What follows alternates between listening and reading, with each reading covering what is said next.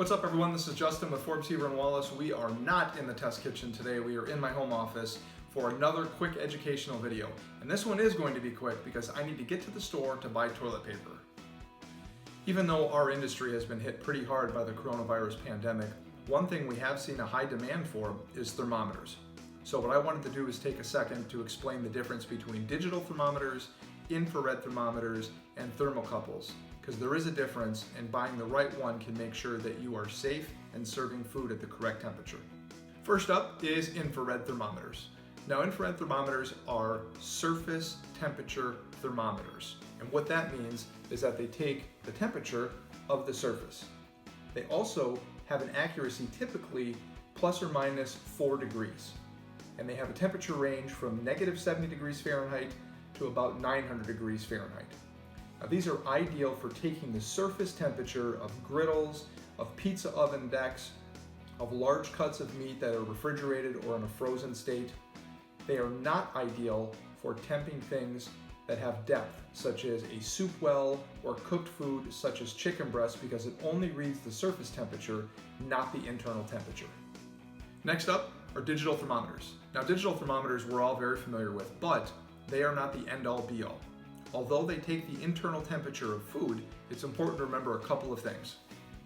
First of all, the accuracy is within plus or minus 2 degrees. They typically have a temperature range from negative 40 degrees Fahrenheit to about 400 degrees Fahrenheit. And they are great for taking temperatures of smaller food items with some depth, such as chicken breast, fish fillets, and baked potatoes, because they do measure the internal temperature of the food. However, they are not ideal for temping items such as large cuts of meat, brisket or pork shoulder, for example, soup wells or soup pots, or even hamburger patties, because the probe will either not go deep enough in the brisket case to get to the center of the meat, or in the hamburger patty case, the probe is too long to be immersed into the center of the patty while delivering an accurate reading. Digital thermometers are obviously what we see the most of in kitchens all over the country, but it's important to understand that even though that they are popular, they have a place and they are not the end-all be-all for thermometers.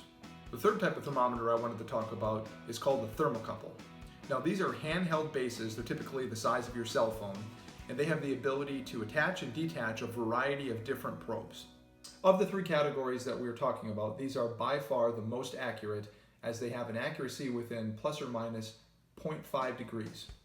They range in temperature from about negative 100 degrees Fahrenheit to almost 1,000 degrees Fahrenheit. Bases are built to withstand the rigors of a kitchen, as many of them are also waterproof, and they have the ability to switch probes so that any food you need to temp can be done so accurately.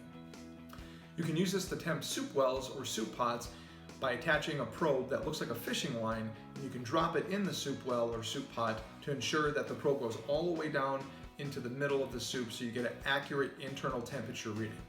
You can switch that probe out for a probe that has a very shallow tip that you can use to temp a burger patty to make sure that you're not puncturing all the way through the burger patty, but you're getting right to the center of that to get an internal reading temperature.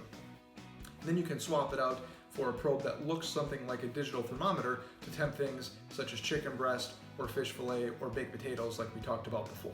This is really the most versatile type of thermometer that you can use, although it is a higher cost and it does require multiple accessories, as we talked about the different types of probes.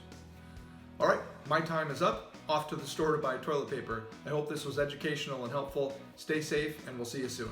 Thanks.